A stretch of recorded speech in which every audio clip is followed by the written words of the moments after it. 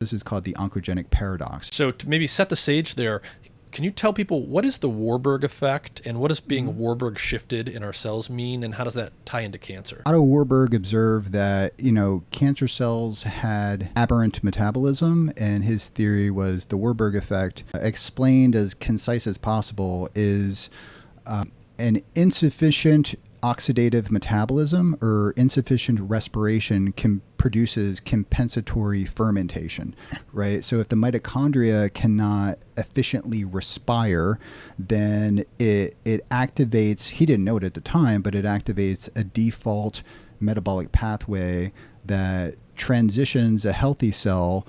The transition from a healthy cell to a cancer cell is the greater reliance, is the shift from oxidative stress or oxidative metabolism, we call that respiration, to compensatory fermentation, which is glycolysis or substrate level phosphorylation. So taking a step back and making it a little bit less technical, is that the mitochondria produce about 90% of the ATP.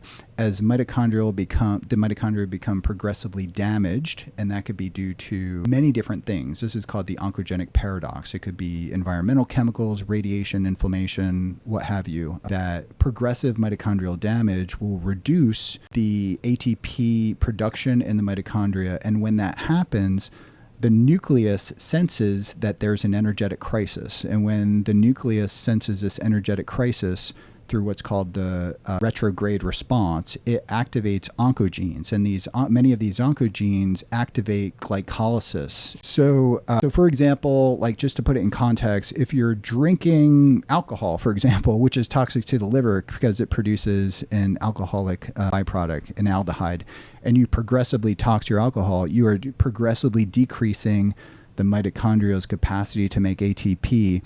And that's gradually going to shift the energy. It's going to cause inflammation, oxidative stress, and then it's going to trigger a cellular, the energetic crisis is going to be translated into the nucleus to activate oncogenes as a survival pathway to ramp up glycolysis. So in many cases, the cells simply die, but the cells that go to live on are associated with that transition of a normal cell to a cancer cell. And it's also going to activate pathways that cause the cells to proliferate and start dividing as sort of this. So most cells under normal conditions, everything's working, everything's healthy. 90%, give or take, of our ATP is being produced in mitochondria. If that gets impaired or broken, the cell is forced to use glycolysis to make energy in the form of ATP. That is less efficient. And when that shift happens, the oxygen-based mitochondrial metabolism is broken. You shift to glycolysis to make energy because you have to, because the mitochondria are broken. We call that a Warburg-shifted cell, and we often see that cancer cells have that Warburg shift to them. Yeah, the large majority of cancer cells have a Warburg phenotype, and that's very prominent in glioblastoma. And every cancer cell that I could think of, even like leukemia, lymphoma,